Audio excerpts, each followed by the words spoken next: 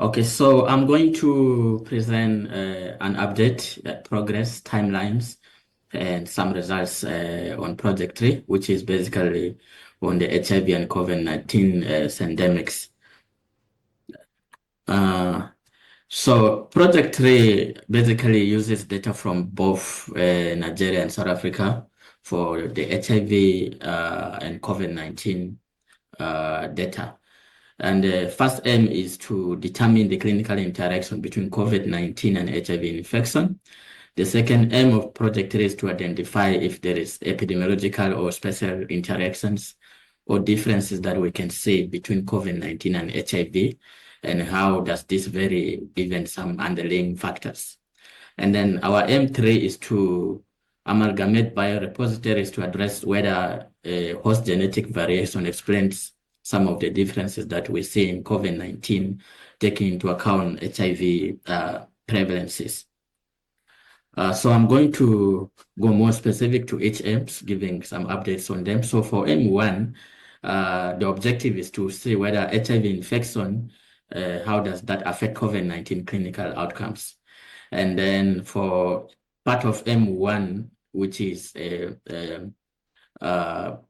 part 2 of the manuscript, is to look at the epidemiological transition and the comorbidity to see how that moves with the high mortality in COVID-19, more specifically among COVID hospitalized patients in South Africa.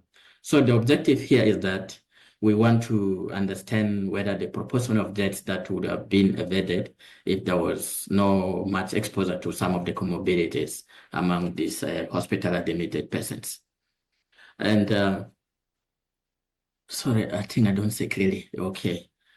So M3, M2, which is the spatial and epidemiological differences that we're still working on.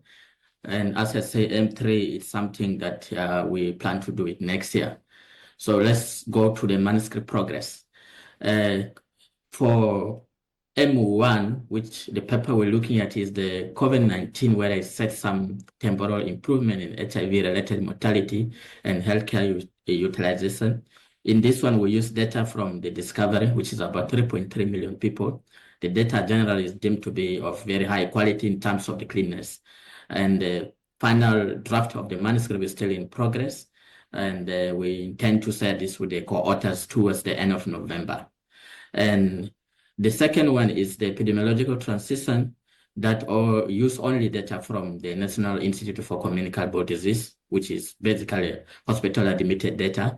And I think we've been having some challenges with getting data from NHLS and other organizations so that it can be more of holistic representation, but so far we only have for NICD. A final draft also review in progress, and we plan to share this with the broader team towards the end of November.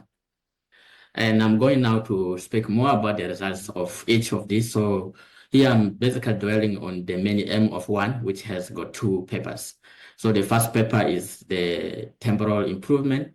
So in this graph, you can see clearly we're trying to demonstrate whether the case fatality rates among HIV and versus HIV negative, how does that vary in time, over time, when you adjust with sex, age, and other underlying factors.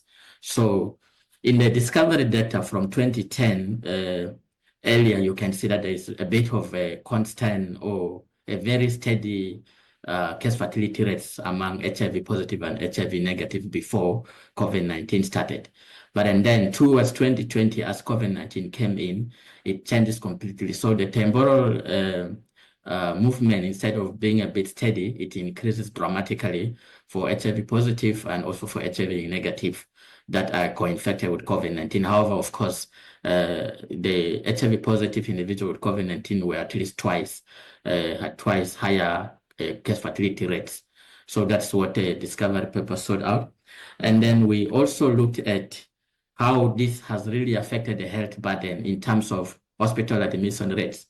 So also looking back 10 years ago or more than 10 years ago, HIV and COVID, HIV negative patients tend to have a bit of, and positive tend to have a bit of a steady kind of admission rates.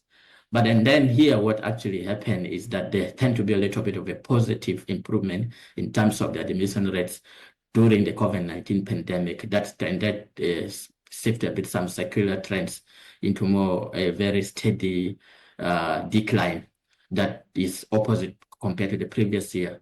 So the reason here maybe could be possibly because of the lockdown, or because, over the last 10 years, South African government has done really a lot in scaling up ARV, and that probably already, even maybe with that COVID-19, clearly can see that there is probably going to be a decline, changing the dynamics of higher admission rates over the last 10 years. On the second manuscript, which you look at the epidemiological transition, comorbidity, and high mortality. So here I want to reiterate a little bit more because this might probably be appearing for the first time. So we've been promising to produce this paper over quite for some time now, and we really worked a lot on it. And only to find that over the last 2 months or so, that this paper has been published by one of our team that we were actually supposed to work with, which is the NICD. Exactly the same paper has been published in the Lancet, and then so we were basically left with the option of actually just dropping all the efforts that we have been doing in this manuscript. But then now we decided to say, okay, now the paper they did was more on the looking at odds ratios and logistic regressions to see how that varies versus vaccination and vaccination and overall and HIV treatment. So now we decided to now tap into and see how this epidemiological transition really varies when you look at the population attributable fraction. I think population attributable fraction actually gives you a bigger picture because you want to say what is the proportions of death that would have been avoided given if there was any of the comorbidities among the COVID-19 admitted patients. We feel that could be information that might be of importance. So I just pulled up one of the results here. Comparing when you look at the waves, so we did for all the waves, wave 1 up to wave 4, and then by overall. So generally speaking, from the overall perspective, is that we found that diabetic had a higher fraction of death compared to any of the diseases, including HIV. And now we wonder what would that be reason when you look at overall. But we attribute that to probably HIV treatments and better adherence compared to more of a very serious kind of administration of diabetic treatment that might have swayed the results that way when you look at overall, amongst other reasons. But now what really has changed a lot is that when you look at the population distribution rate by waves, from wave 1 up to wave 3, diabetic was very high. And then wave 4 becomes an HIV. So now I think that actually now let us to know that during the height of COVID-19, the South African government has maybe put more emphasis on the COVID-19 treatment than actually some of the existing non-communicable diseases, more in particular diabetic. So, and that has a thing being reported widely that the health system provision has changed a lot during the COVID-19 in a way that some of the key diseases have been neglected. So the future preparedness for pandemics will look at how holistically we can tackle all aspects of existing diseases, including any new pandemic that comes without leaving anything undone. By doing that, we can be able to really decrease the death rates. So from our finding, we found that at least 12% of the death, which is hospital admitted death from NIC data, would have been actually avoided if there was no HIV or diabetes infection among those persons.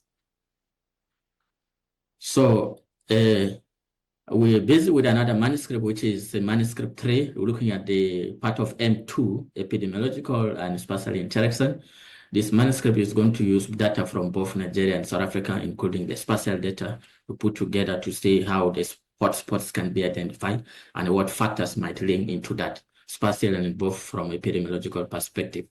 And we're currently busy within my department trying to put the data together. We have created some data harmonization instruments, and I think we still need to look at more of the data to see what is left out. And we're hoping that this manuscript we can work on and finish before the last quarter of 2025. So much of the data harmonization will be presented by the DMARC. And then for M3 manuscript, we plan that we can start out around the last quarter of 2025. With all that being said, I would like to thank everyone for giving this opportunity to present. Thank you.